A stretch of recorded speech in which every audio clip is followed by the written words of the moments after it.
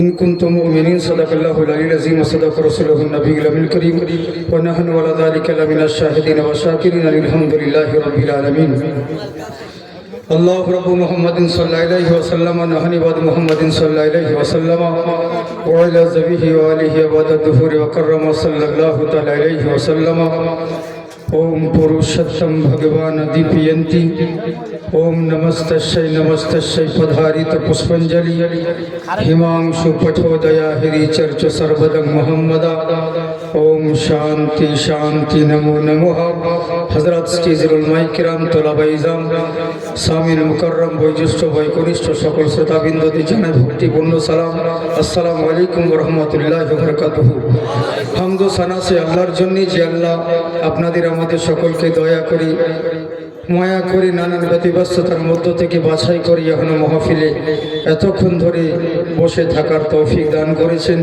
আল্লাহ সুস্থ রেখেছেন বাঁচিয়ে রেখেছেন তিনার দরবারে শুকরিয়া জানাই বলি আলহামদুলিল্লাহ তারপরে হাবিবুল হাবিব গুরুর গুরু জগৎ গুরু আকায়ে নামদার মাদারি তাজদার মক্কার ফুল মদিনার বুলবুল যিনি সারা বিশ্ব জগতের মূল জনাবে মুহাম্মদুর রাসূল সাল্লাল্লাহু তাআলা আলাইহি ওয়াসাল্লামের উপর কোটি কোটি দরুদ ও শান্তি ধারা বর্ষিত হোক সকলে বলি আল্লাহুম্মা আমিন আশা করি আপনারা সব ভালো রয়েছেন ভালো আছেন তো মুখ চোখ দেখে তো বোঝা যাচ্ছে যে কত নামাজ রোজা করেন কিন্তু যে অবস্থায় থাকুন অতি আল্লাহর শুকরিয়া আদায় করতে হয় আল্লাহর শুকরিয়া আদায় করলে আল্লাহ আপনার নিয়ামত আরো দ্বিগুণ বাড়িয়ে দেবে দেখুন আমি অনুরোধ করব যিনারা বাইরে ছড়িয়ে ছিটিয়ে আছেন দয়া করে মাহফিলের সামনে এসে বসে বলুন কারণ বেশি বিরক্ত করব না আমি অল্প সময়ের মধ্যে কিছু মূল্যবান কথা বলার চেষ্টা করব আমি ওই ধরনের বক্তা নই যে আপনাদের সময়কে অযথা নষ্ট করব কেননা সময়ের প্রচুর দাম রয়েছে রাত্রি জেগে কষ্ট করে মেহনত করে ঘুম কামাই করে এখানে বসে আছি আমরা তো সব সময় আসি না ভাগ্যক্রমে বছরে 2 বছর হয়তো একবার মিলে যায় জলসা বহুত হবে বক্তা অনেক পাবেন কিন্তু আমাদেরকে সব সময় না ব্যতিক্রম তো যখন আসবো বক্তা যদি কিছু দিতে নাই পারলো শ্রোতা যদি কিছু নিতে নাই পারলো ওরকম জলসা শোনার থেকে বাড়িতে বইয়ের কাছে ঘুমিয়ে থাকলে বেশি নাকি বাকি অতএব এই রাতটা যেন আপনাদের বৃথা না যায় সেদিকে চেষ্টা করব যিনারা এখানে ওখানে দোকানে মাকানে যেখানে সেখানে আজারি বাজারে মজারি ঘরে বাইরে রাস্তার ধারে ওই মেলায় ঠেলায় ধুলায় না থেকে দয়া করে ডাইসের সামনে এসে বসে পড়ুন ইনশাআল্লাহ অশেষ সবের অধিকারী হবে দরকার নেই 3 ঘন্টা ওয়াজ করার 2 ঘন্টা ওয়াজ করার আধা ঘন্টা বলি আর 1 ঘন্টা বলি কিন্তু যেন 3 ঘন্টার কাজ হয় বুঝলেন এই হচ্ছে ব্যাপার তো অবস্থা থেকে ব্যবস্থা করতে হবে যার জন্য বেশি আপনাদেরকে বলছি না আর আমি বলবো না আপনাদেরকে যারা দূরে পিছনে রয়েছেন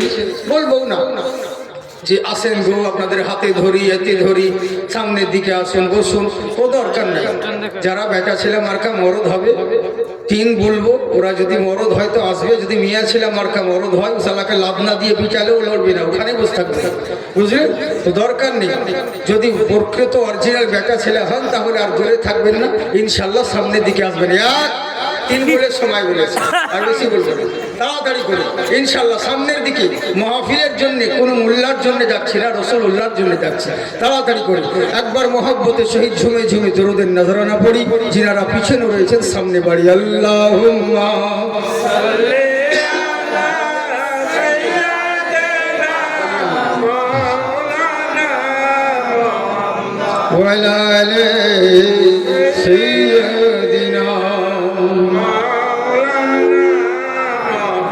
फूल खिलने लगे रहमतों के दोनों आलम करीने में आए दोनों आलम करीने में आए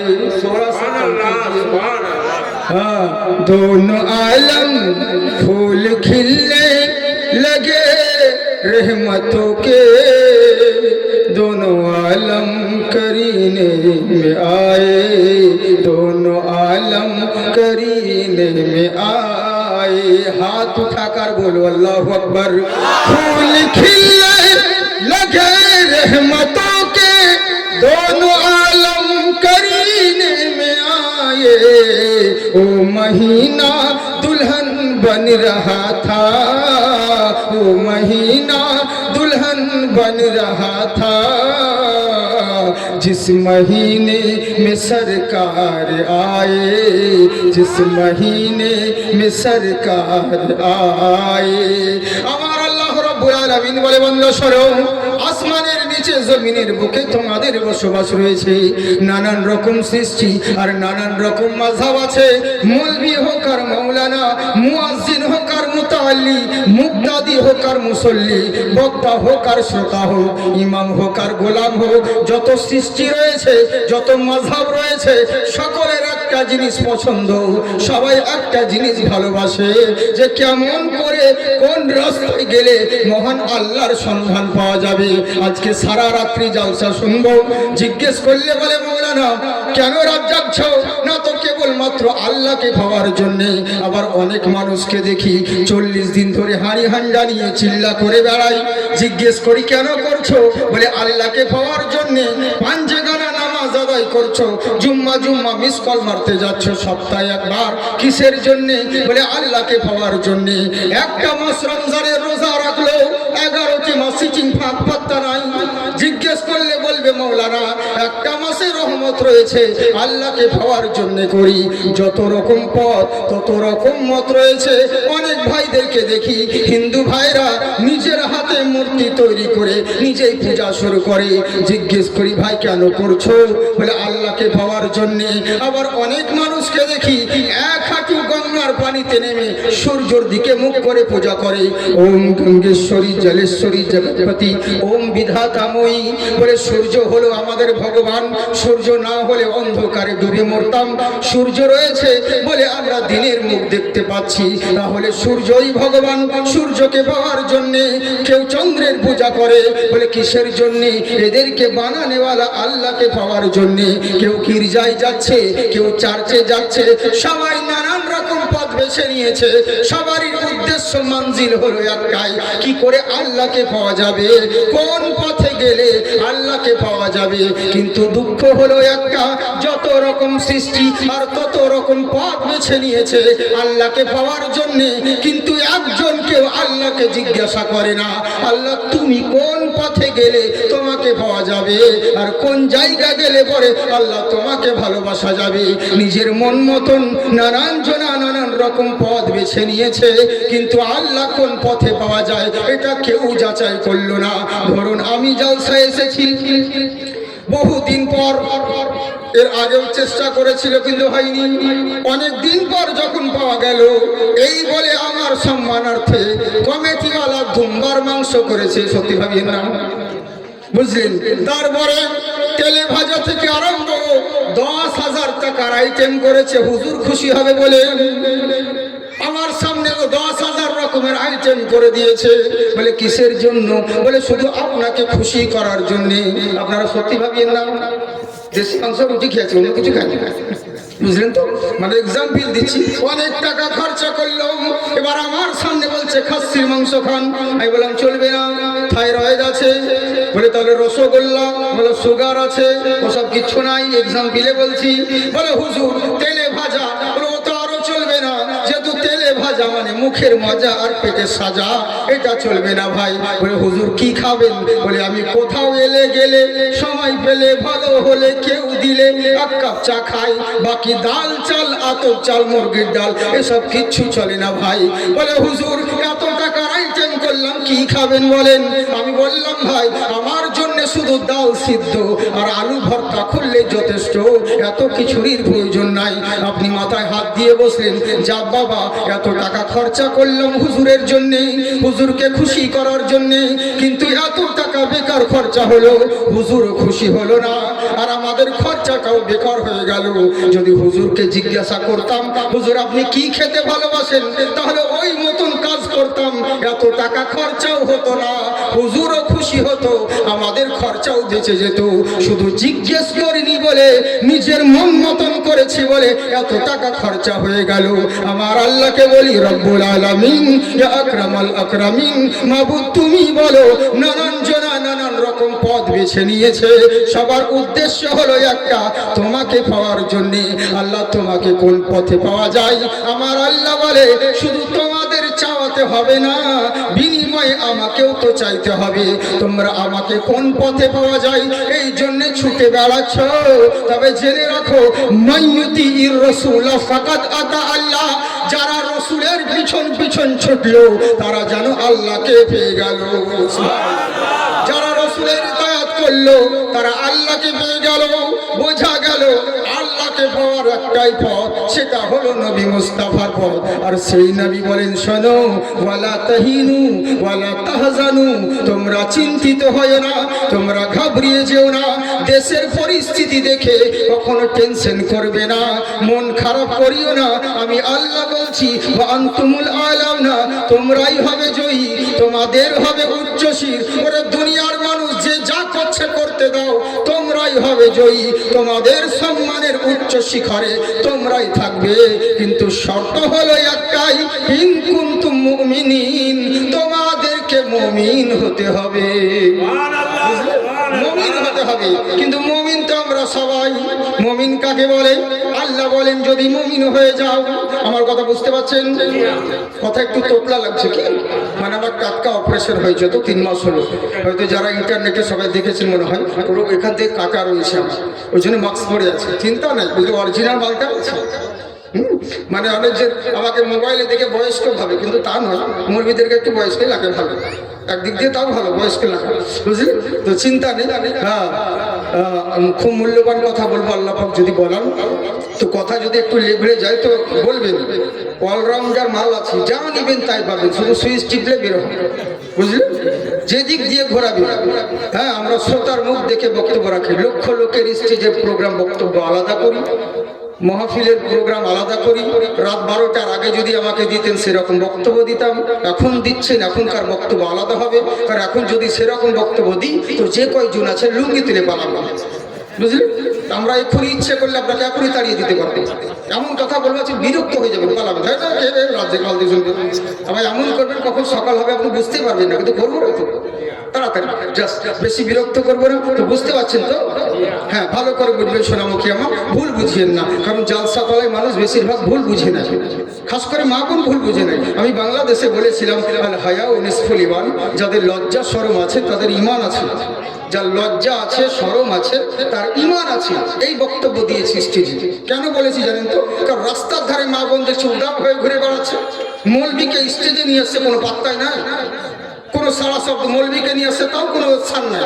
যখন ধাক্কা লেগে থাকে, ধাক্কা লেগে যাওয়ার পর তার আগে বলে না, বুঝলেন? ওই আবার তখন বলছে, কেমন মৌলবী যে রাস্তা দিয়ে যাচ্ছে তো একটু গলার শব্দ করে না কেন? মৌলবী কি অ্যাসিস্ট্যান্ট নিয়ে ঘুরবে নাকি মাইক নিয়ে? বাবন এখন হুজুর বেরোচ্ছে, যারা উদাব হয়ে আছে থাকো। কেন তোর হুঁশ না? আমি কি তোর ভাসুর হয় না তোর শ্বশুর হই? আমাকে বলতে হবে। এরই লেগে জলসায় বলেছিলাম, যার লজ্জা শরম নেই তার ঈমান নেই, যার লজ্জা শরম আছে তার ঈমান আছে। জলসাতে যেখানে থাকতে দিয়েছিল বাড়ি হোটেলের কাছে, ওখানে একটা মেয়ে এসে বলছে, হুজুর বলে কি আমার লজ্জা শরম আছে? বলে ভালো কথা তো, তো ভালো তো জিনিস তো কি হলো? বলে আপনি যে বললেন যার লজ্জা আছে তার ঈমান আছে, তা আমার হুজুর ঈমান আছে। হ্যাঁ নিশ্চয়। বলে কেন? আমার লজ্জা শরম ভীষণ হুজুর। বলে সে তো ভালো কথা বোন, লজ্জা শরম থাকা তো ভালো। তা আমি চিন্তা করেছিলাম লজ্জা শরম আছে বলছে, আমার সাথে কথা বলতে ভয় করে না? ওই যেখানে পুলিশ আছে ওর সামনে আমাকে কথা বলছে ডাইরেক্ট। হ্যাঁ হ্যাঁ, তা বলছে এত বড় লজ্জা। তা আচ্ছা বোন বলো তো কোন লজ্জা তোমার আছে?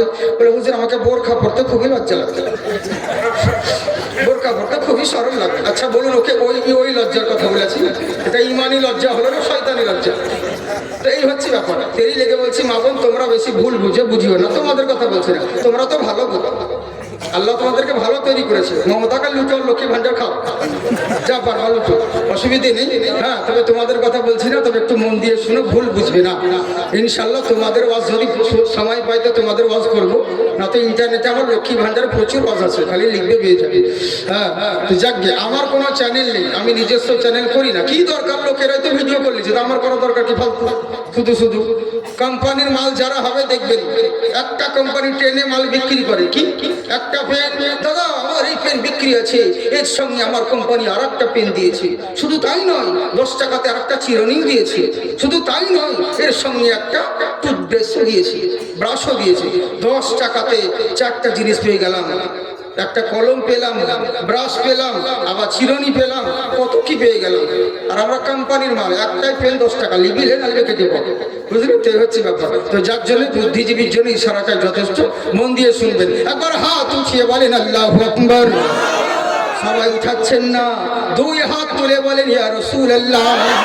আজকে যারা এই মাহফিলে এসেছে, ওগো আল্লাহ তাআলার রহমত পেয়েছে। আমি দেখছি কারা কারা সুবহানাল্লাহ বলতেছে, জোরে বলেন সুবহানাল্লাহ। বাড়বে তোমার ওই সম্মান, পড়ো সাল্লু আলাইহি সালাম, বলো সাল্লু আলাইহি সালাম। বাতাসের টানে টানে, কোকিলের গানে গানে ভাসে শুধু নবীর নাম, পড়ো সাল্লু আলাইহি সালাম, বলো সাল্লু আলাইহি সালাম। তাই বলছে শোনো, তোমরাই হবে জয়ী, তোমাদের হবে উচ্চশির। শর্ত হলো একটা, তোমাদেরকে মুমিন হতে হবে।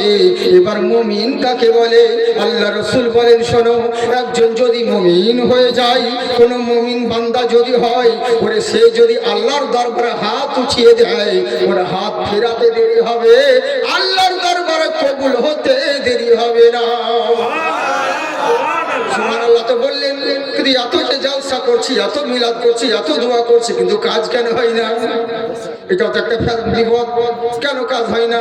আল্লাহ বলছে মুমিন বান্দা দোয়া করলে পরে ওর হাত করতে দেরি, দোয়া কবুল হতে দেরি হবে না, কিন্তু আমাদের কাজ কেন হয় না? তার মানে বোঝা গেল ভেতরে গোলমাল আছে। আমরা মুখে এক কথা বলি, অন্তর আর এক কথা বলে। জুম্মার দিন মসজিদে খুবই দোয়া করছে কেঁদে কেঁদে, রব্বানা যালামনা, আল্লাহ গুনাহ মাফ করে দে না। ফেরেশতারা বলছে আল্লাহ তোমার বান্দা এত কাঁদা কাঁদছে, যা হবে হবে, আজ দোয়া কবুল করে আইলা। কিন্তু ফেরেশতা তো জানছে না আমি কোন মাল।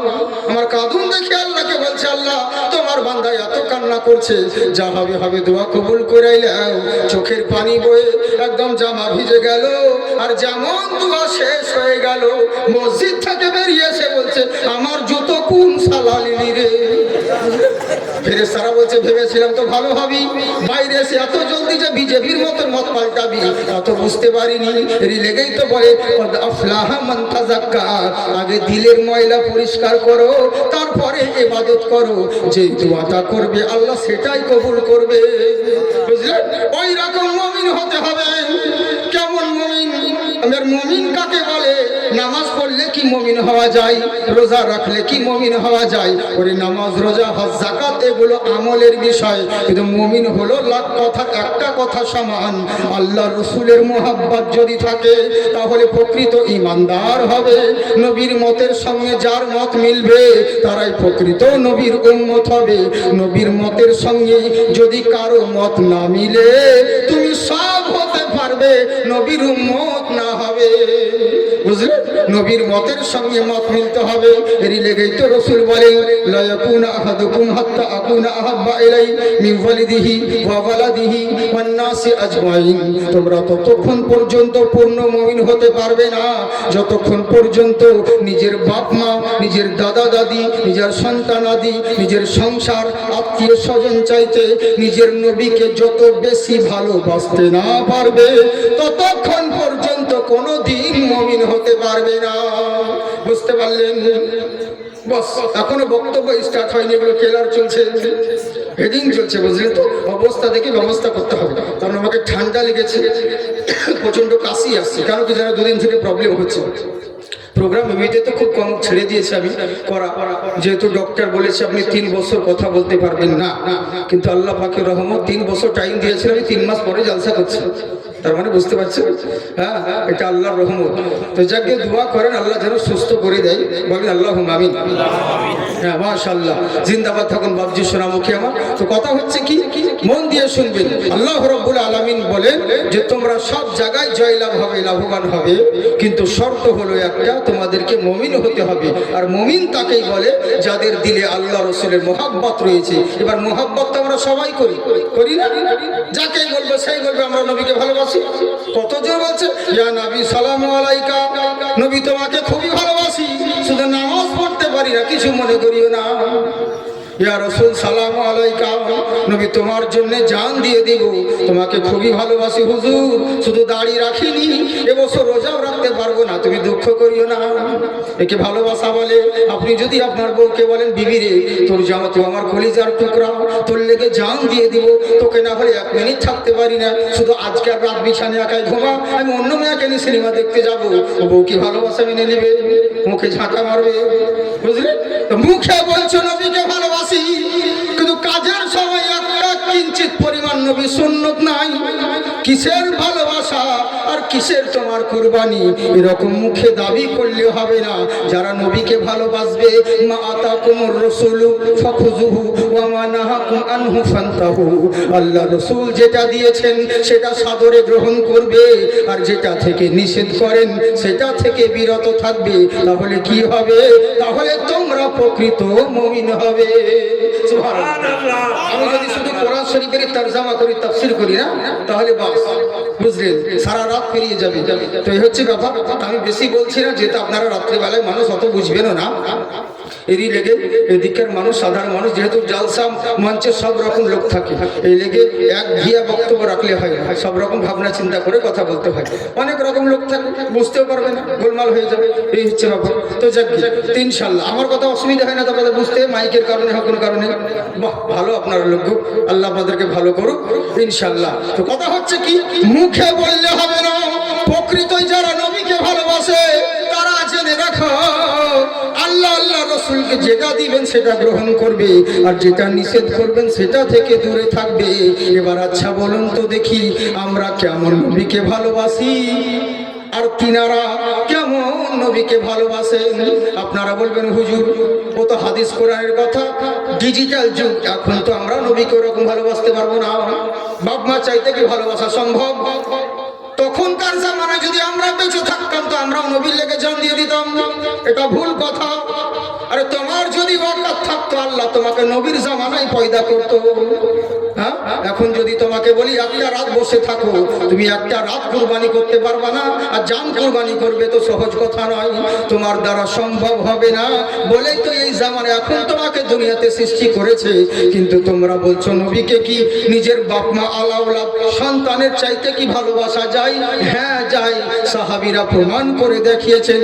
হযরতে আবু তালহা রাদিয়াল্লাহু তাআলা আনহু ছেলে অসুস্থ রয়েছে, নবীর দরবারে হাজির হয়ে বলছে, ইয়া রাসূলুল্লাহ, নবী গো, ফিদাকা আবি ওয়া উম্মি, আপনার পদতলে আমার পিতামাতা কুরবান হয়ে যাক হুজুর, দয়া করে আমার ছেলেটা অসুস্থ রয়েছে, কোন রকম ভাবে আমার ছেলেকে একটু সুস্থ করুন। আমার নবী মুচকি হেসে বললে, শোনো, তুমি চিন্তা করিও না, কারণ তোমার ছেলে যদি বেঁচেও যায় তাহলে জানবে আল্লাহ ভালো লেগে করেছে, আর যদি তোমার ছেলে মারাও যায় টেনশন করবে না, জানবে এটাও আল্লাহ ভালো লেগে করেছে। কারণ আশা আন তাকরাহু খাইরান ওয়া হুয়া খাইরুল লাকুম ওয়া আশা আন তুহিব্বু শাইয়্যান ওয়া হুয়া শাররুল লাকুম, এমন জিনিস রয়েছে যেটাকে তুমি ভাববে এটা আমার জন্য খারাপ হলো, আল্লাহ বলছেন না, তো ওটার ভিতরে তোমার জন্য ভালাই লিখে রেখেছি। আবার এমন জিনিস আছে তুমি মনে করবে এই জিনিসটা আমার জন্য ভালো, অথচ ওর মধ্যে খারাপ লিখে রেখেছি। আল্লাহু ইয়ালামু, সবই আল্লাহ জানে, ওয়া আনতুম লা তা'লামুন, দুনিয়ার কোন মোল্লা কেউ জানে না। তবে জেনে রাখো, তানসুরুল্লাহ ইয়ানসুরুকুম, আল্লাহ যেটা করেন সেটা ভালোর জন্য করে। করে না বাবা? আল্লাহ যা করে খারাপ করে না, ভালো করে, ভালোর লেগে করে। আমরা কিন্তু বুঝি না। তাই আমার নবী বললেন, শোনো, তোমার ছেলে যদি মরেও যায় টেনশন করবে না, জানবে এতে আল্লাহ ভালাই লিখে রেখেছে। আর যদি তোমার ছেলে বেঁচে যায় তাহলে জানবে এতেও আল্লাহ ভালাই লিখে রেখেছে। সাহাবী আমার নবীর দরবার থেকে আবু তালহা রাদিয়াল্লাহু তাআলা আনহু, উনি চলে গেলেন বাড়ির দিকে রওনা হচ্ছে। রাস্তায় যেতে যেতে ইহুদির সঙ্গে দেখা। ইহুদি বলছে, কোথায় গিয়েছিলে? বলে, আর বলবে না, ওদিকে রাখ। বুঝলেন, যারা যারা পয়সা দিবেন ওদিকে রাখবেন সোনামুখী আমার, কারণ বক্তব্যের মধ্যে ডিস্টার্ব হবে, বুঝলেন তো? হ্যাঁ, গোদা বাংলায় কথা বলছি আমি, বুঝলেন তো? মানে অত স্ট্যান্ডার্ড ভাষা নয়, কারণ জালসা ময়দানে তো এটা তো কলেজের মাহফিল নয় যে আমাকে অতটা উচ্চ হাই কোয়ালিটির বাংলা বলবো আপনাদেরকে, কারণ নাহলে বুঝতে পারবেন না। বুঝলেন তো, জালসা মঞ্চে সব রকম লোক থাকে, একদম চাষা ভাষা আপনারা যেমন বলেন বাগড়ি ভাষা ওরকম ভাবে কথা বলছি, অসুবিধা হয় না তো। তাই বার করলো কি হযরত আবু তালহা রাদিয়াল্লাহু তাআলা আনহু বাড়ির দিকে রওনা হতেই ইহুদির সঙ্গে দেখা। ইহুদি বলছে কোথায় গিয়েছিলে? বলে নবীর দরবারে। কেন গিয়েছিলে? বলে আমার ছেলে অসুস্থ রয়েছে বলে নবীর কাছে গিয়েছিলাম। ইহুদি মুচকি মুচকি হাসতে লাগলো, বোকা তো অনেক দেখেছি, তোর মতন তো দেখি নাই। বলে কেন রে এমন কথা বলছো কেন? বলে কেন বলবো না, তোর ছেলে অসুস্থ হয়েছে, ডক্টরের কাছে যাবি, কবিরাজের কাছে যাবি, হেকিমের কাছে যাবি, নবীর কাছে গিয়ে কি লাভ হবে? সাহাবী আমার বলছে শোনো, সমস্ত ডাক্তারের ডাক্তার আমার নবী মুস্তাফা। একটা কথা জেনে রাখবে, দুনিয়ার বুকে যতদিন বাঁচবো, আমার ছেলে যদি মরেও যায় এতে কোনো টেনশন নেই, আমার ছেলে যদি বেঁচেও যায় এতে কোনো টেনশন নেই। মরে যাব কিন্তু বেঁচে থাকাকালীন নবীর দরওয়াজা কোনোদিন ছাড়বো না। ইহুদি বলছে এত কেন প্রেমিক রে, নবীর সঙ্গে কি এমন মহব্বত আছে? তখন আবার সাহাবী বলতে আছেন শোনো, আমার নবী তো হলো ঈমানের মূল, নবীর জন্য আল্লাহকে পেয়েছি, নবীর জন্য সমস্ত কিছু পেয়েছি, কেন নবীকে মানবো না? বলে তাই নাকি? বললে হ্যাঁ। বলে তোর কাছে কি প্রমাণ আছে? বলে আমার কাছে কোরআন রয়েছে। বলে কোরআন পড়তো শুনি। ইনি কোরআন তেলাওয়াত করতে থাকে। সাহাবী যখন কোরআন পড়তে থাকে আশেপাশে অনেকগুলো লোক জমায়েত হয়ে গেল। এরা বলছে দারুণ লাগছে রে। আর কেন লাগবে না? দুনিয়াতে আছে যত মধু আর চিনি, সব থেকে মিঠা হলো কোরআনের বাণী। কোরআন তেলাওয়াত করছে, এত মধুর লাগতেছিল। যখন এবার ইহুদি বললে শোনো, ওই কোরআন মানবো না, অন্য কোরআনের কথা মানবো না, কোরআন তো তোমার ধর্মের কথা বলবে।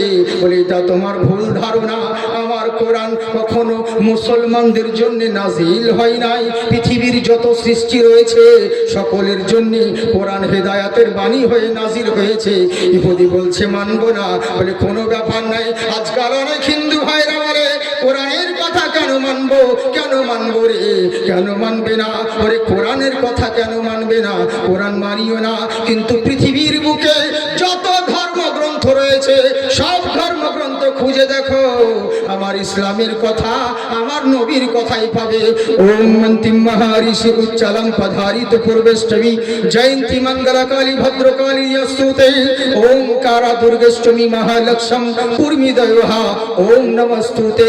পৃথিবীর বুকে জেনে রাখো, তোমরা যেদিকে ছুটে বেড়াও না কেন আর যেই দিকে যাও না কেন, আজকে মন্দিরের দরওয়াজায় তোমরা লিখে রাখো, আজকে মসজিদের দরওয়াজায় বিভিন্ন রকম শব্দ লিখে দাও। মসজিদের মিনারে উঠে মাইক ফেলে দিচ্ছ, বলে মাইকে আজান দেওয়া যাবে না। কিছুদিন আগে টিকেশ্বরীতে মসজিদের মাইকে থেকে ছেলেগুলো উঠে সমস্ত মুসলমানরা তাকিয়ে দেখছে, পুলিশ দাঁড়িয়ে আছে, এই বেকারা উপরে উঠে মিনারকে ভেঙে দিয়ে ওই মসজিদের মাইককে ফেলে দিল আর ওদের বজরঙ্গি দলের পতাকা টাঙিয়ে দিল। এরা সবাই তাকিয়ে তাকিয়ে দেখছে, কেন করছো এরকম? কেন, কিসের জন্য? বলে আজান দিতে দেব না, সাউন্ডলেস করতে হবে, সাইলেন্ট করতে হবে, মসজিদে মাইক চলবে না, মসজিদে আজান দেওয়া বন্ধ করতে হবে। আবে গাধা, তোরা যদি জানতি আজানের মর্ম কখনো নিষেধ করতি না। আবে তোর কিতাব ভালো করে দেখ, তোর ঠাকুরকে বল, তোর কিতাবেই তো আজানের কথা লেখা রয়েছে। ওম অন্তিম মহারিষি উচ্চালম পধারিত পূর্বেষ্টমী। পৃথিবীর বুকে এমন একজন অন্তিম মহারিষি জন্মগ্রহণ করবে, প্রত্যেকটা মানুষকে উচ্চালম উচ্চ আওয়াজে পরম শান্তি, শান্তির জন্য ডাক দিবে, কল্যাণের জন্য ডাক দিবে। আমরা যে মসজিদে বলি হাইয়া আলাস সালাহ, হাইয়া আলাল ফালাহ, এসো নামাজের দিকে, এসো কল্যাণের দিকে। আমরা কাউকে বম মারতে ডাকি না, শান্তির জন্য ডাক দিই, কল্যাণের জন্য ডাক দিই। তাই তোদের কিতাবে বলা হয়েছে ওই যে মহান ঋষি জন্মগ্রহণ করবে, যিনি প্রত্যেকটা মানুষকে উচ্চ স্বরে উচ্চ আওয়াজে কল্যাণের জন্য ডাক দিবে, ওনার ডাকে যদি সাড়া দিতে পারো এখানেও কামিয়াব হবে, ওখানেও লাভবান হবে। আর যদি মনে করো উনার কথা মানবো না, নিজের মন মতন চলবো, রক্তের জোরে যাকে ইচ্ছা তাকে তাকে কতল করব, জয় শ্রীরাম বলে যাত্রার মাথা উড়াবো, তলোয়ারি নিয়ে ক্ষমতার জোর দেখাবো। কেননা তোমাদের শাস্তির ভয় নেই, মরে যাবে, শ্মশানে পুড়িয়ে দিবে, সব কেসা খতম হয়ে যাবে, এটাই ভেবে নিয়েছো। আরে না, জ্ঞানরূপম অতি ভয়ঙ্কর, পৃথিবীর বুকে যদি সামান্য পরিমাণ অন্যায় করে থাকো, শ্মশানে পুড়িয়ে দেওয়ার পরে কখনো পরিত্রাণ পাবে না। মরার পরে তোমাকে ভগবানের কাছে ওই চরম সিদ্ধান্ত, ভয়ঙ্কর শাস্তির ব্যবস্থা করা হবে। এটা ভেবে নিও না যে শ্মশানে পুড়িয়ে দিল আর কেসা খতম হয়ে গেল। এই কথা কোরআনেও আছে।